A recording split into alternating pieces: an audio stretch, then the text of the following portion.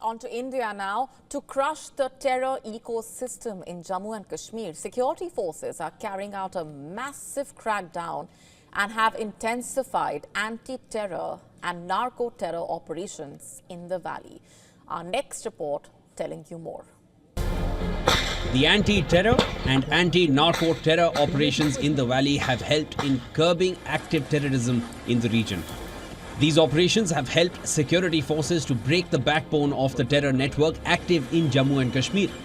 According to the official data, only 16 to 17 local terrorists are active in the terror ranks, which is the lowest in the last 4 decades. Security forces in Kashmir region have tightened their grip over the terror networks in the last 1.5 months as properties worth over 7 crores have been attached. The properties attached belong to active terrorists as well as their sympathizers and drug peddlers. However, these operations are on since the last 2 years, and according to Jammu and Kashmir Police, property worth over 40 crores has been attached in the last 2 years, with around 2,000 FIRs registered in the region. For last 2 years, very intensified focus has remained, and more than 40 crores of value of the property stands attached in narcotic related cases. Similarly, Jammu Kashmir Police along with the other competent authorities do take care of illegal cultivations in some areas or wilder areas, and more than 8,000 canal of land has been focused upon where illegal cultivation was there, and they got destroyed. Both narco-terror and terrorism are pushed by handlers across the border in Pakistan. Narco-terror is used for generating funds for the terror organizations active in the valley. Pakistan has been using drones for drug droppings near the line of control and international border, and the money generated by selling those drugs is being pumped into terror organizations. And to further curb and control the terror activities in the valley, security forces have tightened the grip. According to Jammu and Kashmir Police, the local recruitment into the terror outfits is at its lowest. As far as terror ecosystem is concerned, we handle it under UAP Acts, and any accused terror associates or active terrorist who is involved into these cases, there is a multi-pronged strategy to handle these things. And under the provisions of law, we do tend to attach the properties so that it hinders the people who are sitting on the fence to be on the wrong, so that they do not transform themselves on the wrong side of the law. The defense experts have always said that to end terrorism in Jammu and Kashmir, the security forces will have to crush the terror ecosystem, which includes over-the-ground workers and their supporters, including people involved in narco-terror.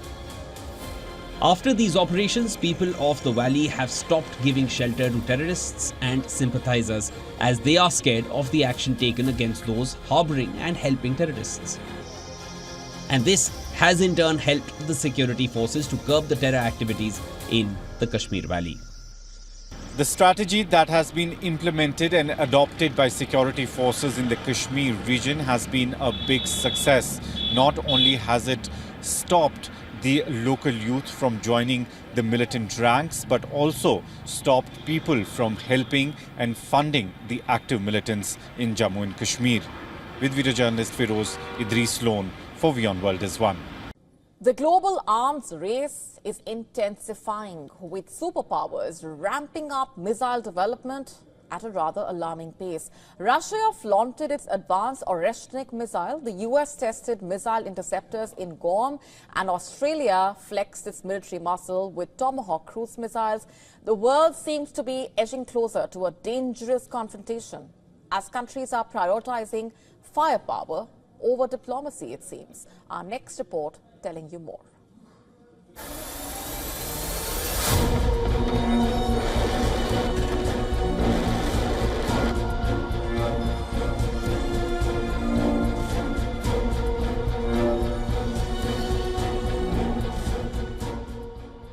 Russian President Vladimir Putin issues a stark warning to the West, boasting that the Oreshnik missile reduces the need for nuclear weapons.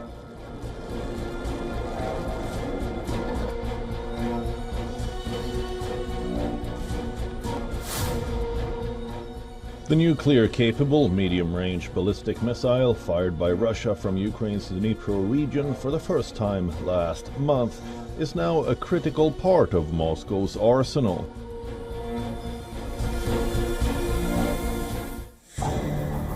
Putin's message is clear. With Oreshnik's precision and speed, Russia is less reliant on nuclear deterrence, though the implications are equally chilling. The missile's hypersonic capabilities enable it to strike European capitals in 12 minutes, posing a direct challenge to NATO's defenses. The West is escalating its own preparations. The US successfully intercepts a medium-range ballistic missile during tests near Guam, marking a pivotal milestone in American missile defense. The test highlights efforts to fortify Guam, a strategic Western Pacific territory closer to potential adversary China than any US state. The Pentagon's multi-billion-dollar defense plan seeks to make Guam one of the most secure military installations on Earth, underscoring fears of evolving threats in the Indo-Pacific.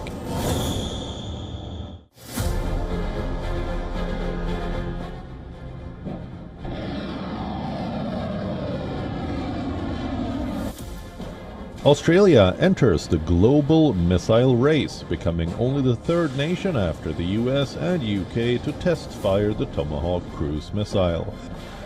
The test from HMAS Brisbane signals Canberra's strategic intent, with plans to acquire over 200 Tomahawk missiles to arm its warships. Moscow is irked over allowing Ukraine to fire Western-supplied long-range weapons on its territory. Besides, US has announced that it would be deploying new hypersonic missiles, along with Tomahawks, in Germany from 2026. Belarus now says that Russia would be deploying hypersonic missiles on its own territory, citing fears of escalation due to the presence of Polish and Lithuanian troops near Belarus's western border. As missile development surges globally, the risk of miscalculation and catastrophic conflict looms large. Without immediate dialogue and action, this unchecked competition could trigger devastating consequences for global stability. Meanwhile, India has successfully evacuated 75 of its citizens from Syria, including pilgrims from Jammu and Kashmir.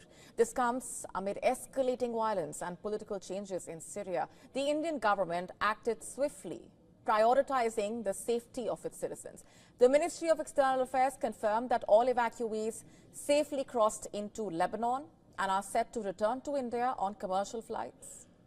Reflecting India's deep concern over Syria's worsening security and political landscape, the stranded group included 44 pilgrims from Jammu and Kashmir who had travelled to the Sayyida Zainab shrine, and this is near Damascus. This shrine holds immense religious significance for the Shiite Muslim community. Named after Sayyida Zainab, the granddaughter of Prophet Muhammad, it is revered as a site of devotion and resilience. Millions of pilgrims from around the world, in fact, visit the shrine to connect with their faith and honor their legacy, and honor her legacy. Architecturally stunning, the shrine complex features intricate tilework, grand domes, minarets. For the Shiite community, the shrine symbolizes unity, heritage, faith, making it a critical cultural landmark in the region. However, Syria's internal conflict disrupted this spiritual journey for many, including the 44 pilgrims, with coordination from embassies in Damascus and Beirut. The evacuation by the Indian government ensured the safe passage of the stranded pilgrims. The ministry, in fact, emphasized that the decision for evacuation followed a careful assessment of the worsening security situation and requests from Indian citizens. This marked India's first major response to the unfolding situation in Syria. As the evacuees prepare to return home, despite the turmoil, the significance of the Sayyida Zainab shrine continues to remain a symbol of faith and resilience.